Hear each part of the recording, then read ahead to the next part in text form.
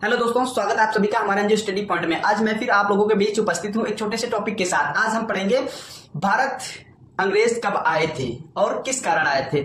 जब 31 दिसंबर 1600 की वह रात, जब इंग्लैंड के ब्रिटिश सरकार, वहां के लोग, वहां के जो शासक थे, उनके जरिए अपने सैन्य को भेजे जाते हैं कि भारत की खोज की जाए, भारत कहाँ है। और वहां से निकलते हैं 31 दिसंबर 1600 की रात में वो भारत की खोज कर लेते हैं। तो उसके बाद जब वो वापस जाते हैं अपनी रानी को बताते हैं और वो कहते हैं कि जाइए, ऐसी ऐसी दिक्कत है, ऐसी ऐसी बात है महारानी। और वहां से फिर करीब 200 सैनिकों को भेजा जाता है सूरत के बंदरगाह। सन 24 अगस्त 1608 भारत आए बंदरगाह में। वो अपने प्रस्ताव को प्रस्तुत किया शाही खानदान, शाही परिवारों के साथ। लेकिन हमारे भारतीय शाही परिवार उनकी यह प्रस्ताव को मानने से इनकार कर देती। लगातार वो रिक्वेस्ट करते थे, लगातार वो विनती रिक्वेस्ट किया करते थे, लगातार वो हाथ पैर जोड़ा करते थे, लेकिन फिर भी कहते हैं ना, पत्थर को जितना घिसोगे उतना ही वो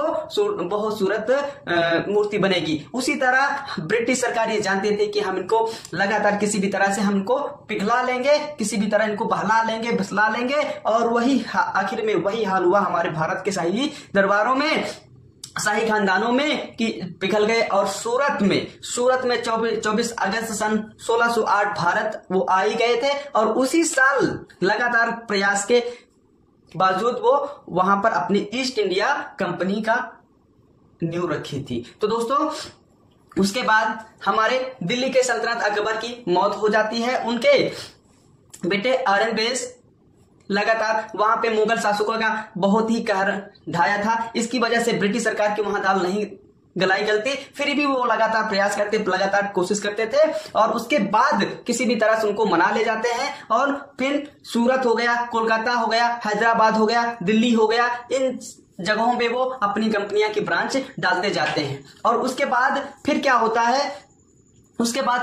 है, तो फिर बताया जाता है, कहा जाता है कि देश के हिंदुस्तानियों को के ऊपर ये जुल्म ढाना स्टार्ट कर देते हैं। करीब 2 लाख से भी ज्यादा इनके सैनिक हो जाते हैं, जो देश के भी गद्दार होया करते थे। वो उनको भी वो शामिल कर लिया करते थे और वो अपने देश से भी बुला लिया करते थे। तो दोस्तों, इसी तरह हमारी ईस्ट इंडिया कंपनी हमारे देश में आई और हमारे देशवासियों पे जुल्म करना स्टार्ट कर दी थी। उसके बाद बताया जाता है दोस्तों, कहा जाता है कि देश के हर कोने कोने पे ब्रिटिश सरकार छा गई थी। देश के हर कोने पे ब्रिटिश सरकार छा गई थी। उसके बाद हमारे देश के जो कम से कम में रेट, सस्ते से सस्ते मजदूरों पे दबाव बनाया जाता था और उन पे कोड़े से मारा जाता था, कि जबरदस्ती काम कराया जाता था दिनों रात। और यहाँ का सामान जो था वो छोटे से छोटे चीज को वो भारी मात्रा में ले जाके अपने देश में वो बेच दिया करते थे। तो दोस्तों, इसी तरह से हमारा पूरा भारत